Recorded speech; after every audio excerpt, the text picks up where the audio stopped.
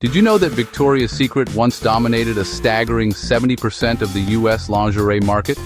For decades, the brand was practically synonymous with lingerie, shaping not just what women wore, but how they felt about themselves. Their catalogs were everywhere, their stores were packed, and their name was a symbol of glamour and allure.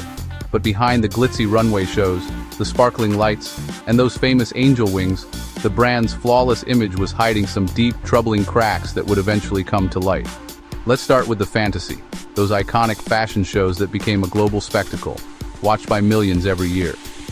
These shows weren't just about selling underwear, they were about selling a dream. They shaped what millions thought beauty should look like, setting the tone for pop culture and influencing generations of women and girls. But here's the problem. The models, almost always tall, thin, and mostly white, set an impossible standard for perfection. The message was clear. This is what you should aspire to, and anything else was left out of the spotlight.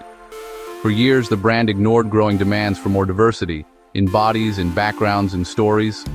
The world was changing, but Victoria's Secret seemed stuck in the past, clinging to a narrow definition of beauty. Now think about shopping at Victoria's Secret. For many, it was an experience filled with excitement, but for others, it was intimidating, even alienating. Ever notice how their stores were filled with images pushing just one kind of beauty? Posters, displays, and advertisements all echoed the same look, leaving little room for anyone who didn't fit the mold. It wasn't welcoming for everyone. Many shoppers felt invisible, or worse, like they didn't belong at all. If you didn't fit the angel mold, you could feel out of place, judged, or simply ignored. The brand's message was exclusive, not inclusive. But eventually, the cracks started to show. Sales began to slip, and the once bustling stores started to empty out. In 2018, their chief marketing officer made headlines for saying trans and plus-size women didn't belong in their shows. The comments sparked outrage and went viral almost instantly. The backlash was instant and fierce. Social media exploded, protests erupted, and the brand's reputation took a major hit. People were demanding more. They wanted brands that celebrated real women, in all their diversity, not just unattainable fantasies. Victoria's Secret tried to pivot. The company scrambled to update its image and win back customers. They announced plans to become more inclusive, promising a new era for the brand. They hired new spokespeople, featured more diverse models, and even canceled the iconic fashion show that had defined them for so long. But for a lot of folks, it felt like too little, too late. The damage was done, and trust was hard to rebuild. Let's be honest. Society was changing, and it was changing fast.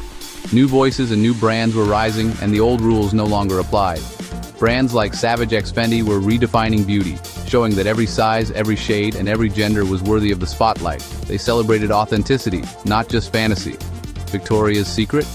They were left playing catch-up, struggling to keep pace with a world that had moved on. And it's not just about marketing or glossy ads. The problems ran deeper than that.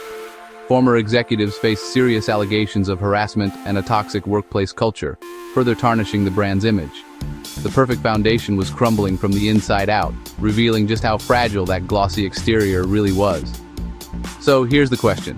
What does beauty really look like? Is it something you buy, or something you see in yourself and others?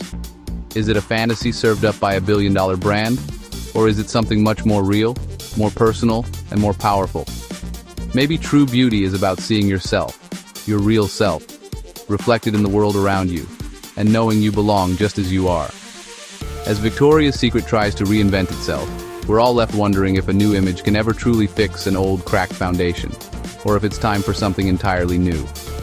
If you found this eye-opening, hit that subscribe button for more stories that dig beneath the surface and challenge what you think you know.